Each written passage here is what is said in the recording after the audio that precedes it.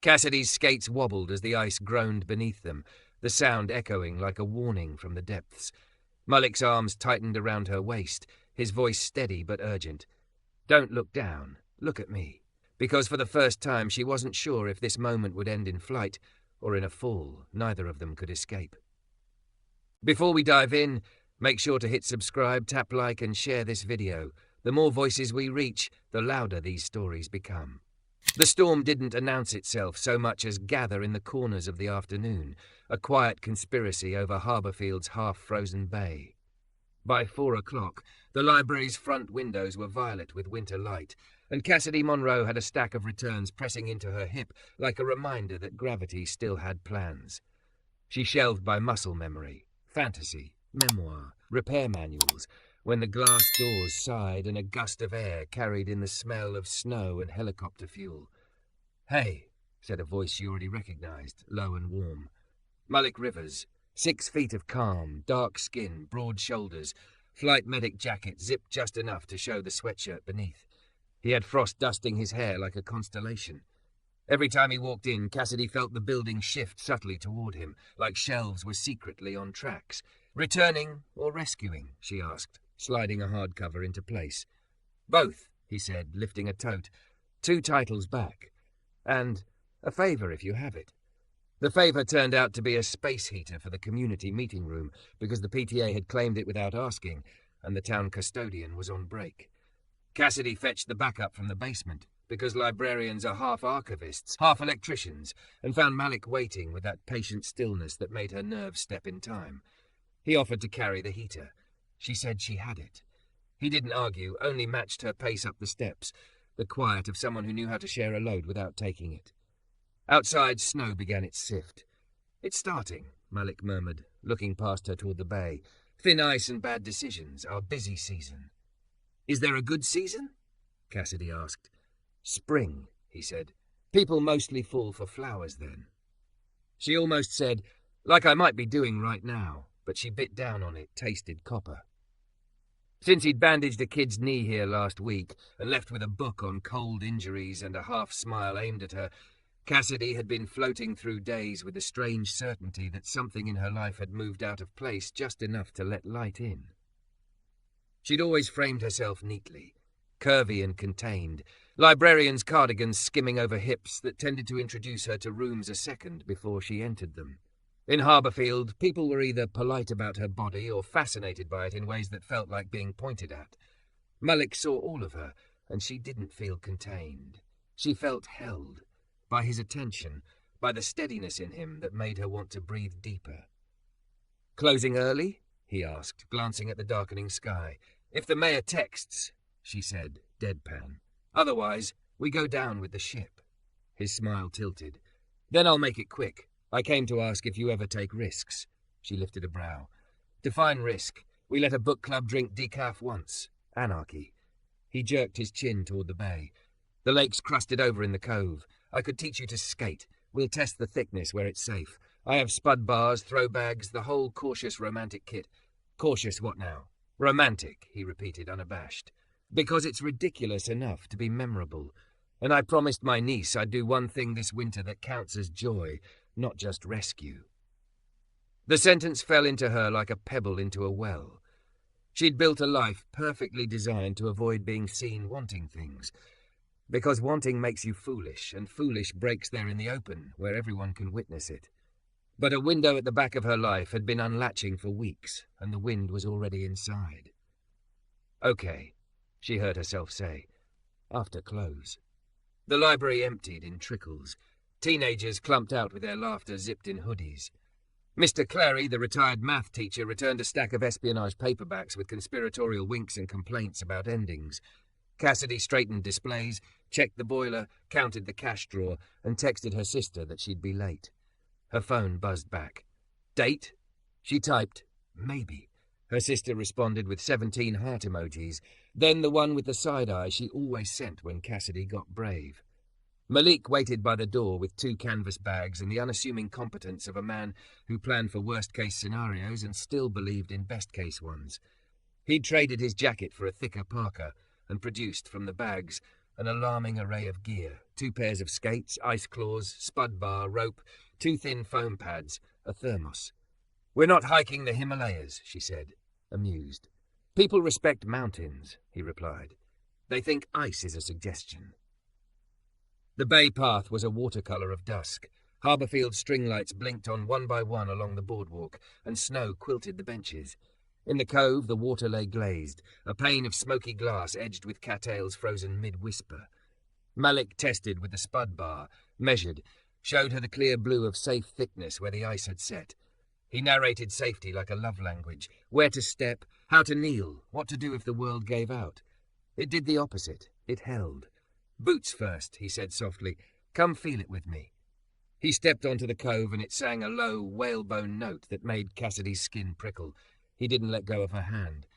The ice hummed once more, a sound of the planet thinking, and then settled. "I'm going to pretend I'm brave," she said. "You don't have to pretend," he murmured. "You walked out here. That counts." They sat on a foam pad at the edge, and he helped her into skates, his fingers warm through the leather. Cassidy had not been touched thoughtfully in a long time. Noticed, sure. Grabbed sometimes. Adored? Maybe once, a century ago. The gentleness of lace loops through his steady hands turned the cold air electric. When he offered his palms for her to stand, she placed her own in them and found an axis. The first push was all wobble and panic, the knee-jerk flail of someone who learned as a girl that falling in public is a verdict. Malik didn't correct with words. He just moved closer, chest to chest, arms a bracket around her. His breath warmed her cheek. "Bend a little," he said. "Eyes up. Let your weight find the blade. Don't fight the glide." She felt ridiculous and gorgeous and 12 and 30 in the same second. Wind braided through her hair. The ice made that soft, secret sound under them. And Malik's hands stayed, firm at her waist, the promise in his grip saying, "I've got you." "Why does this feel like flying?" she asked, startled laughter breaking from her in white puffs. "Because you're in my arms," he said simply, and then he did something dangerous. He believed it. The sentence had no apology tucked in it, no smirk. It was just the shape of truth in winter air. They moved. First her feet, then some older, braver version of her that lived in the elastic between his chest and hers. The world narrowed to the bright edge of his smile and widened to the entire dark bay lit with stars. Both were true at once. She found the rhythm. Push, glide, breathe. And her body, all the curves she'd learned to hide, became a grace note. She felt the shock of it like a door blown open. Maybe the point of her shape was not to be minimized, but to be held, to hold, to carve a path across a surface that has opinions. "Okay," he said after a few loops, easing them toward the cattails. "You're cocky." "I am terrified," she confessed, breathless. "Terrified and moving forward is a hobby I recommend." They unlatched from one another by degrees, testing the space between. He skated backward, one hand out. She reached and felt the zing of connection arc through her shoulder. "Tell me something true," she said, because the cold had made her honest. He considered. "My mom used to say flying is just falling where somebody taught you how to aim." "Mine used to say landing is everything," Cassidy replied, then startled at the hitch in her own voice. "She died in March. I haven't known where to put my feet since." He glided nearer until they shared balance again. "We can practice both," he said. "Aim together, land together." Snow thickened to soft static. A group of teenagers whooped from the boardwalk, sat brave and loud in the way of people who have not yet learned which silences are heavy. Malik guided Cassidy to the edge and swapped her skates for boots while she poured from the thermos, the sweet heat of cocoa breathing steam into the dark. "What's your niece's name?" she asked, cupping warmth. "Nova," he said, eyes fond even in the low light. 8 years old, collects facts about space and tells me what to be brave about." "What does she tell you to be brave about?" He tucked an escaped curl behind her ear, as if it were the most natural thing in the world, and her skin became a tuning fork. "Being happy on purpose," he said, "not just after the danger stops." Cassidy stared out at the rink of their evening, 2 arcs of skate lines, the imprint of their double weight, the empty centre like a held breath. Happiness on purpose. She had been careful so long that her care had calcified. She had a neat apartment, neat clothes, neat sentences that kept people stopped at the welcome mat. She looked at Malik and wanted to invite him in. Not to the apartment, to all of it. "Teach me again tomorrow?" she asked, too fast, then laughed at herself. "If the ice holds." "If the ice holds," he agreed, the corner of his mouth lifting, "and even if it doesn't, I'll bring ropes and stubbornness." They walked back under snowfall, not rushing. Harbourfield's lights made halos in the flurry. At the library steps, he paused like a man trained to ask consent in 100 languages. "Cassidy," he said, everything tender in her name. "Yes?" "I like the person you are on the ice," he said quietly, "and I like the person who walked out there scared." "I like the person who made it feel like flying," she answered, and felt the moment choose them. He leaned in slowly, offering the question of his mouth. She met it with an answer, warm and sure and a little surprised at her own certainty. The kiss wasn't cinematic. It was better, two careful people letting one careful thing go. Snow touched the back of her neck like a blessing. When they parted, her laughter came up unbidden, a note she hadn't heard in herself since March. He looked startled, pleased, like someone who'd guessed the right radio frequency by heart. "Tomorrow," she said, as if saying it would hold the weather in place. "Tomorrow," he promised, and the bay behind him shone like a promise that knows winter and keeps breathing anyway. The next morning blew in bright and brittle, a January sun that looked warm but cut like glass. Cassidy woke before her alarm because her body had learned a new hunger, anticipation that tingled along her skin like static. She chose a sweater that loved her curves and boots with honest traction, braided her hair, and told herself she was merely going to the pier to check on the community skating situation, the way a librarian might check on a pop-up book fair. She packed 2 travel mugs, 1 coffee, 1 tea. She packed courage too, and found it took up less space than fear. Malik was already at the cove, breath ghosting the air. He had orange cones marking a safe oval, a laminated safety chart clipped to a camp chair, and a grin that told her the night hadn't talked him out of anything. "Morning, librarian," he called as she crunched down the path. "Morning, helicopter," she returned, cheeks already warmed by more than the cold. They laced up at the edge again, the ritual falling into their hands as if it had waited for them for years. He taught for a few minutes. Edgework, little C-cuts, how to trust the moment your weight moved from foot to foot, then skated backward with one palm open. Cassidy took it, finding his eyes and her balance in the same place. She was more daring than last night, enough to laugh when she wobbled, enough to feel the glide settle into her hips like a language her body had secretly known. A cluster of kids arrived, Nova among them, a comet of a girl with a wool hat covered in felt planets. "Cassidy!" she beamed, swerving to a perfect stop that sprayed frost at Malik's boots. "Uncle says you're a fast learner. I brought you knee pads for science." "For science?" Cassidy echoed, accepting the pads. "To reduce variables in the field," Nova said solemnly. "Fear is a variable." Malik ruffled his niece's hat. "She audits my bravery." "Somebody has to," Nova said, then zipped away to teach 2 smaller kids how to fall and laugh. By 10, the cove was a scene. Toddlers clinging to milk crates, teenagers showing off, a couple holding hands like an apology. Malik moved through it like a conductor, correcting postures, fetching cocoa, tying a skate with the deftness of a man who had tied tourniquets that mattered. Cassidy skated slow laps and then came off to help a nervous mom with her son's laces. The mom recognized her.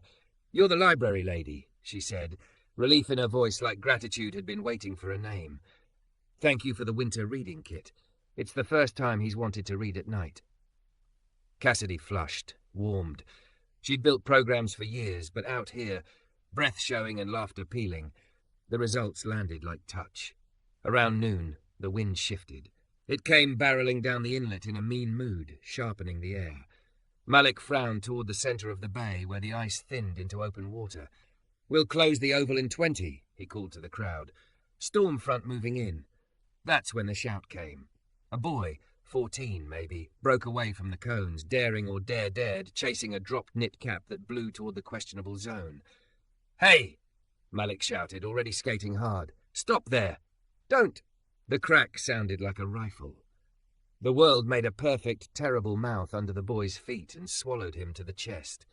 He flailed, elbows scrabbling on the edge that kept shattering. The air went a notch quieter, the way sound steps back to see if you're paying attention. Malik was already 10 yards out, spud bar sliding across the ice ahead, rope coiling from his shoulder. "Call 911, he said over his shoulder, voice calm in a way that made people's panic remember where to sit. Cassidy's phone was in her pocket. Her hands were moving before she had time to decide to be brave. She gave dispatch the location and, one through, conscious, heard the operator's voice turn crisp. She dropped the call and scanned. Cones, kids huddled, Nova wide-eyed but steady, Malik on his belly now, distributing weight, spud bar probing as he inched forward. "Hey, man," Malik called to the boy, voice easy as if they were discussing snack choices. "I'm Malik. You're okay. I see you. Elbows wide. Spread your legs so your toes don't point down. That's it. Breathe with me. Breathe with me." I can't," the boy gasped, eyes huge with the cold shock. "You can," Malik said, and Cassidy heard a smile enter his tone, heard him offer warmth like a hand. "On 3, in through the nose, blow it out like you're fogging a window. 1, 2, there you go." He slid the throw bag forward, the yellow rope slithering bright across the grey. "Loop this under your arms like a seat belt. Not around your wrist, okay? I want your hands free." The boy fumbled, fingers stiff. The ice cracked again, slewing him sideways. The rope bobbed useless in the water. "I'm here," Malik said, and moved that last dangerous yard, the yard where a mistake costs extra. He anchored the rope to his harness, reached forward with the spud bar like a lever, and hooked the strap up under the boy's elbow. "Good. Settle. Look at me." His voice dropped, the kind of quiet people obey. "We're going to slide. You and me." 2 other volunteers lay flat behind Malik on a chain of bodies, Cassidy on her knees behind them before thinking, pressing her palms to the small of the last man's back, because human weight is a kind of promise. The rope tautened. The boy coughed, went under to his chin, surfaced on a cry that shredded her. "Push your hips up," Malik coached. "Kick gentle like you're swimming the laziest pool lane in history." Cassidy, he didn't turn, but he knew. "You there?" "Yes." Her voice surprised her with its steadiness. "When I pull, I'm going to need that line taken. Hand over hand, smooth. Keep the tension. If I say stop, you stop. Got me?" "Got you," she said, settling into the coil of rope, shoulder against the ice. "Okay, bud," Malik told the boy. "We go on Nova's countdown." "Nova?" The girl's voice rang clear from the cones. 3, 2, 1. Malik pulled in a low, deliberate grind, not a jerk. The rope moved through Cassidy's gloves like a clock unwinding. The boy's chest rose onto ice, slid an inch, then an inch more. The edge splintered. Malik widened his elbows, spread his weight, and breathed. "Good, good, you're doing it."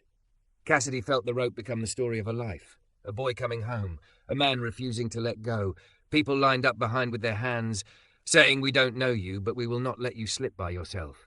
"Stop," Malik said, and everyone froze. The word itself a break. He shifted the angle, used the spud bar as a shelf, and then, now. The boy's hips came up. Water poured out of his jacket like a baptism gone wrong and right at once. 2 more pulls, and he slid onto firm ice with a noise like a sob. Hands grabbed him, carefully, and someone threw a blanket. Malik backed himself out inch by inch, eyes on the ice, not cocky, not sloppy, alive to the math of thickness under his ribs. When he reached Cassidy, he exhaled. A laugh lodged in it like relief had edges. Sirens wailed in the distance, small at first, swelling. Malik stripped his wet gloves, pressed the back of his hand to the kid's cheek, assessed, talked. "Can you squeeze my fingers?" "Good. Can you say your name?" "Excellent. You're not in trouble. You're just going to be a legend who listens next time." "Legend?" Nova echoed, appearing with a foil blanket like a magician.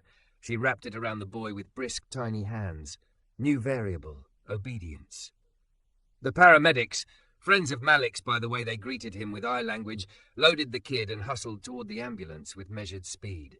The crowd began to breathe again, courage dispersing as gossip does. Malik straightened, flexed his fingers, and winced, the universal sign of adrenaline leaving. Cassidy stepped to him. The world narrowed to 2 people making a private weather system. "Your hands," she said. "Come on." She guided him to the camp chair and stripped off her own gloves, rubbing warmth into his knuckles like she'd learned something about being useful when fear's teeth are still in the air. He watched her, a soft astonishment opening in his face. "You okay?" she asked. "I am now," he said quietly. "Because the kid's safe?" He shook his head once. "Because you were here." The sentence was so unadorned it landed like thunder. Cassidy huffed a laugh that was mostly a sob. I didn't do anything. You put your hands on the rope, he said. You put your hands on me. He reached not for her hand, but for her wrist, fingers warm now, resting at her pulse as if to confirm belief. I have hauled people out of rivers and fields and alleys and grief. The work is easier when someone says I'm staying. The wind slapped around them, indignant that people on its edge were making spring. Cassidy leaned in without thinking, forehead to his, the kind of press humans invented before language. I'm staying, she said. She tasted salt, didn't know whose. He drew back enough to see her and smiled like a man who'd decided to cash a check he'd written in hope. Good, because I have to tell you something before the adrenaline makes me brave and the crash makes me dumb. She felt it moving through him, the pivot from professional steel to private soft. Okay, she breathed. I don't fall easy, Malik said, voice low. Gravity does not surprise me, but I am falling for you. Not because last night felt like flying, though God, it did. Not because today we did a hard thing and didn't break. Because you keep showing up like the ground I didn't know I could land on. It was ridiculous to be crying on a frozen bay with toddlers still squealing and a paramedic unit flashing light against snow. But Cassidy Monroe had wasted years not being ridiculous. She closed the last half-inch between them and kissed him. Salt and winter and cocoa and the slightest metallic tang of helicopter hangars. Malik's hands, warmer now, slid to her waist, and everything in her that had once been taught to shrink found a better lesson. Why does this still feel like flying? She whispered against his mouth. Because you're still in my arms, he said, and because we're not afraid of landing anymore. The wind howled once like an old story giving up its hold. Nova whooped and spun a circle that threw sunlight off the ice in a million shards. Cassidy laughed, the sound lifting, and Malik laughed with her. The two of them stitched to the day by breath and rope and the plainest, bravest sentence, I'm staying. The storm that had threatened the bay the day before broke overnight, leaving Harborfield glazed in ice and diamonds. Tree branches wore glass sleeves, the sidewalks crackled under boots, and the air itself seemed brittle enough to shatter. Cassidy Monroe wrapped her scarf high over her mouth and pushed into the library with the stubbornness of a woman who refused to let weather dictate her hours. But her mind wasn't on cataloguing or overdue fines. Every step she took was replaying the image of Malik sprawled on the ice, rope in his grip, hauling a half-drowned teenager back to breathing. His calm voice, his strength, and, more than anything, the way he had looked at her afterward, as if she had been as necessary to that rescue as his rope or his lungs. She'd spent years tamping herself down into quiet competence, but now her body hummed like she'd swallowed lightning.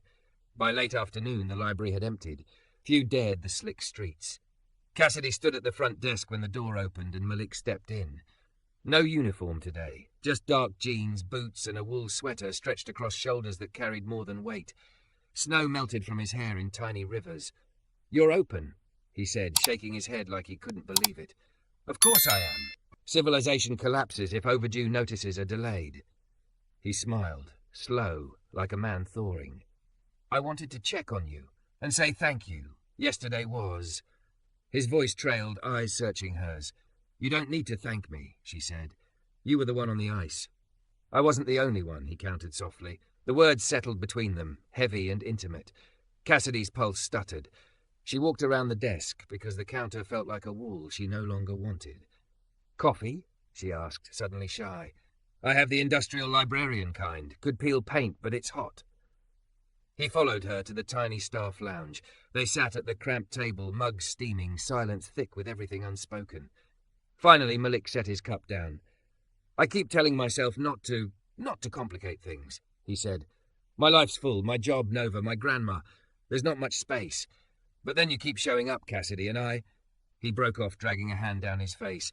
I don't fall easy, but I'm falling. Her laugh caught on a sob. You always say the exact thing I'm afraid to admit.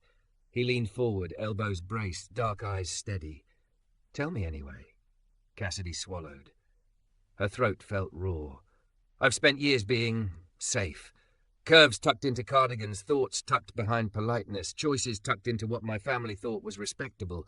But yesterday, standing with my hands on that rope, knowing you trusted me, knowing I was helping keep someone alive, it was the first time I felt necessary.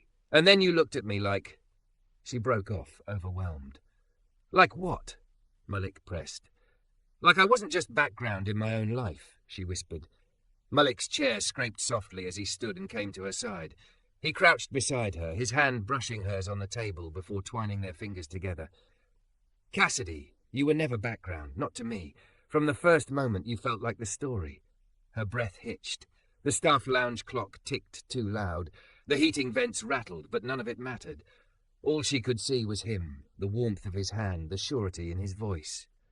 When he kissed her, it wasn't fireworks. It was steadiness. Like he was teaching her again how to balance, this time on something far more terrifying than ice. His lips were warm, his touch careful, and yet the ground seemed to vanish under her until only his arms convinced her she hadn't actually taken flight. She broke away, laughing through tears.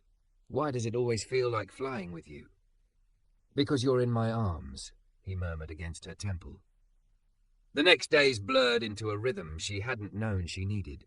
She found herself spending evenings at Malik's grandmother's kitchen table, Nova bent over homework, Essie stirring something fragrant on the stove. Cassidy, who had lived alone in a pristine apartment, discovered the chaos of family life, the laughter, the teasing, the interruptions, and felt herself unfold in it. Essie watched her closely, as if weighing her worth.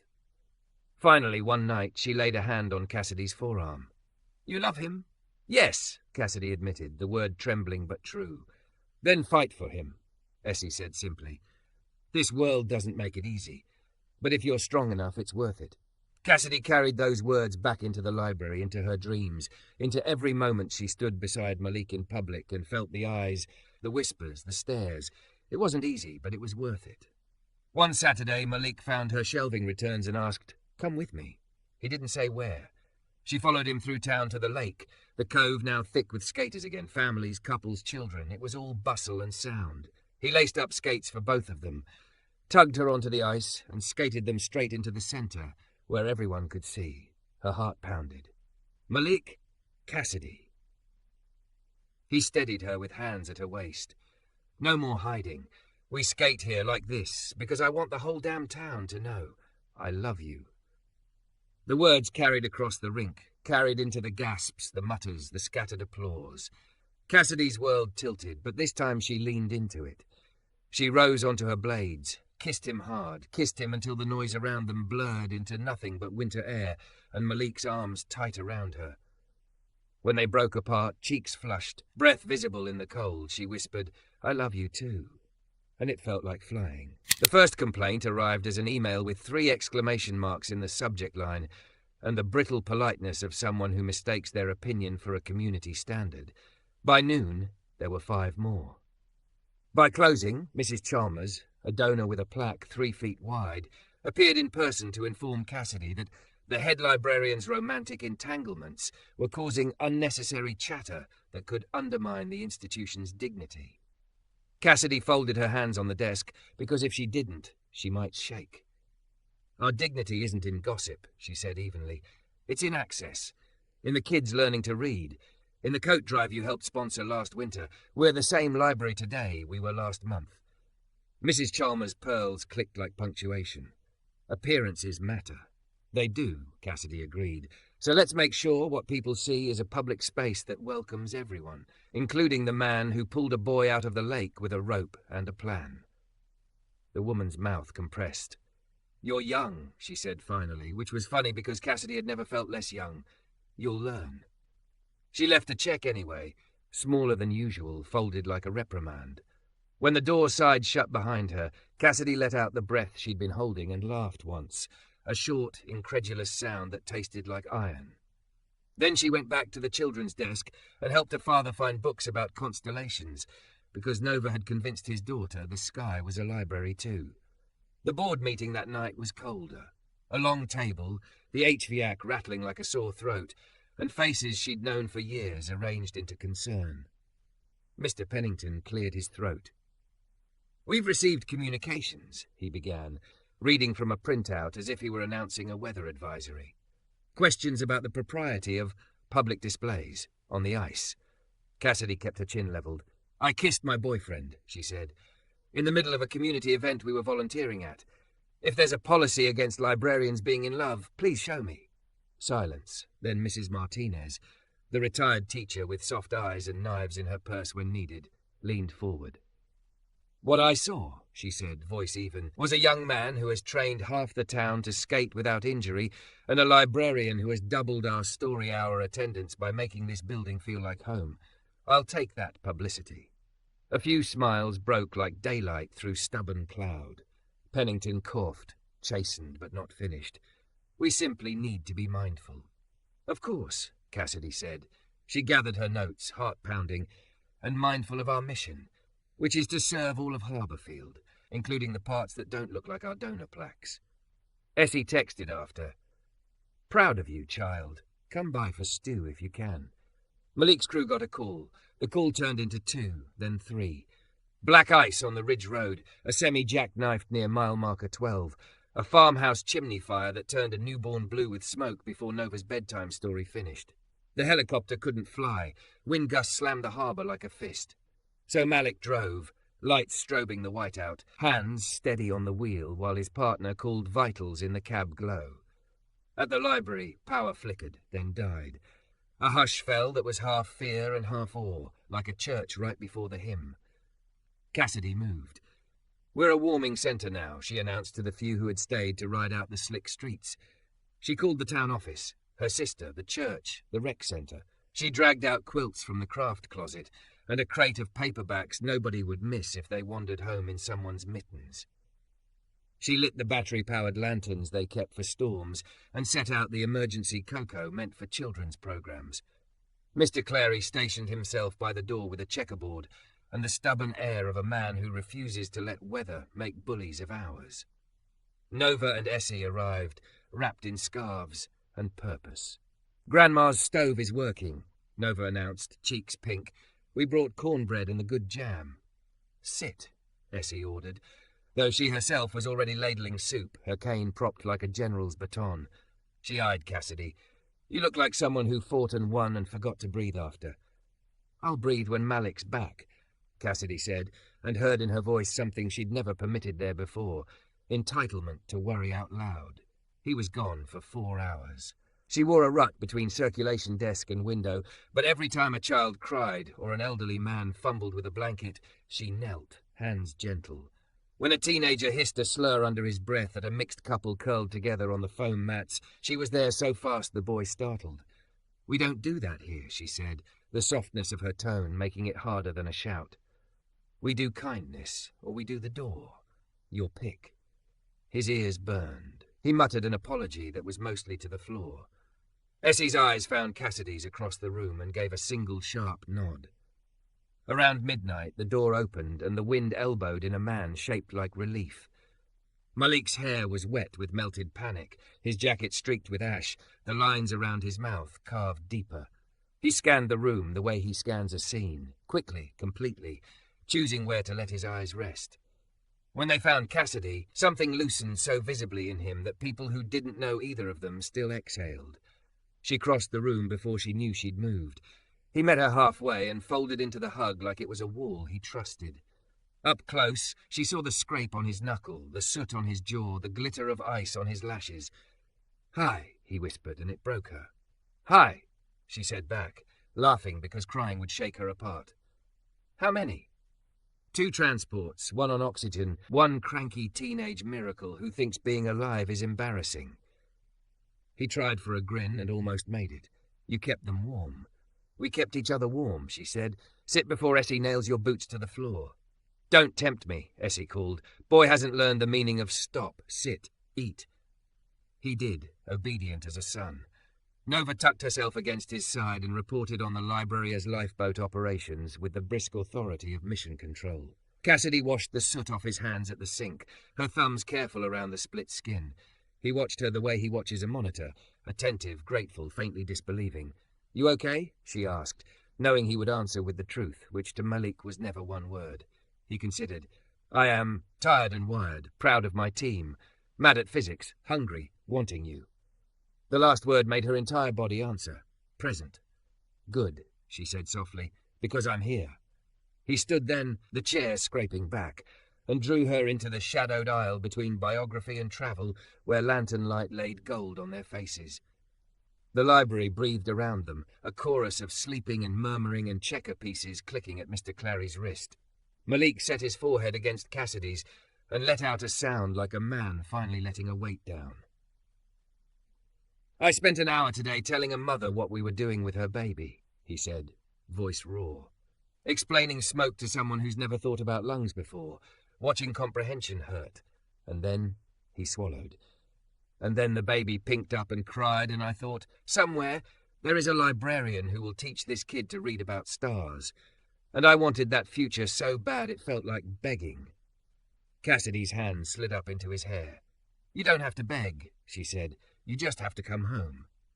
He laughed, a breathless, wrecked sound that still managed to be joy. Home, he repeated, as if tasting whether the word fit his mouth. Here?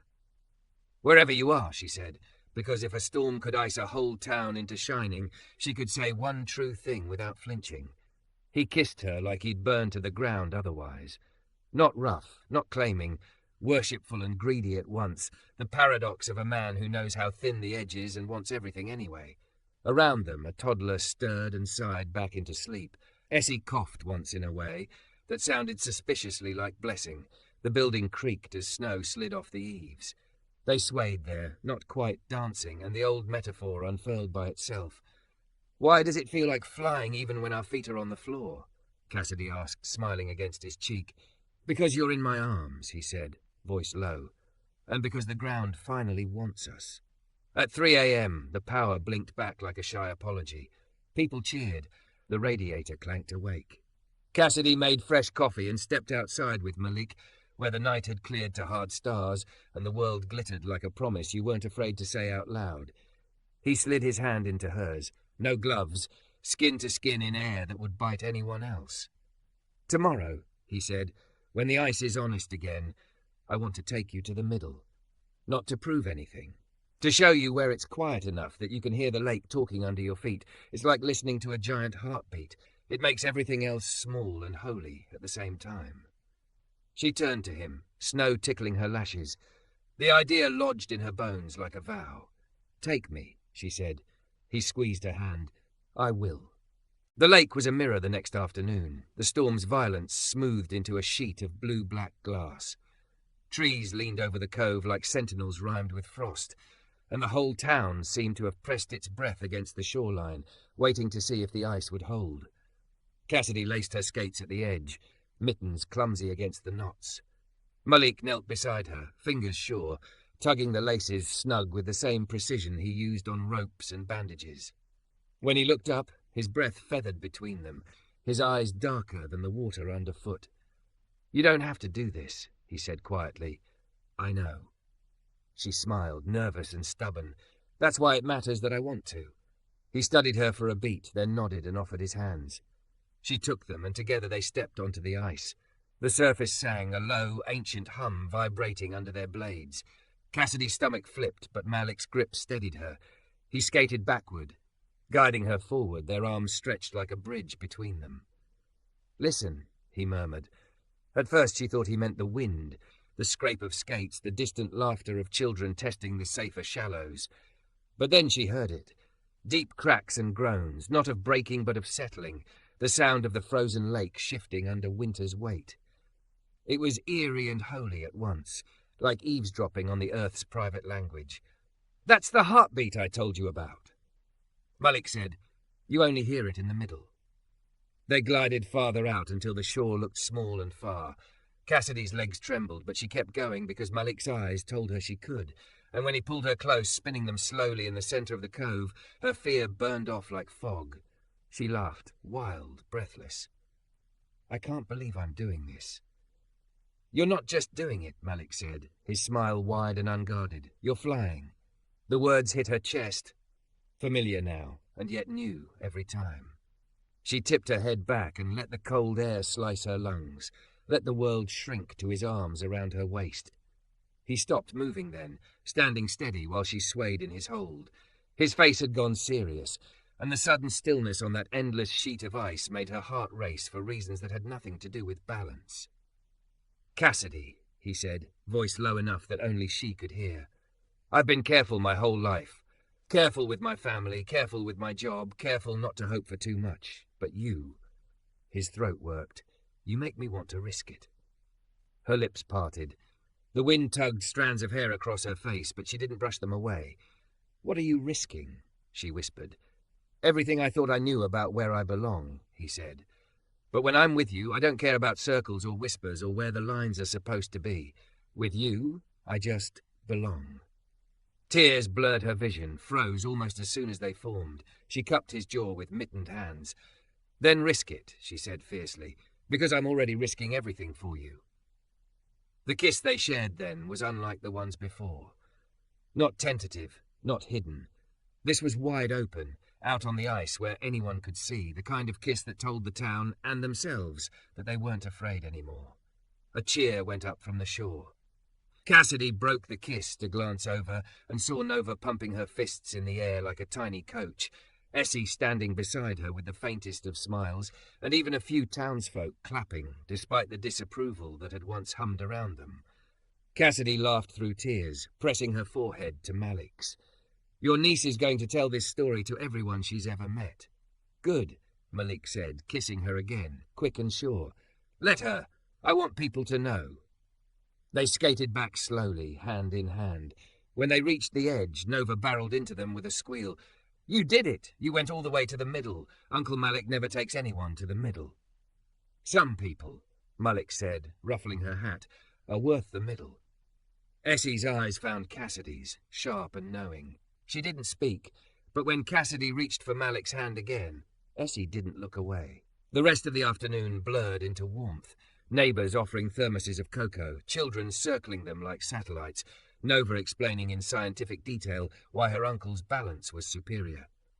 But the anchor was Malik's steady presence at her side, the way his hand never let go of hers.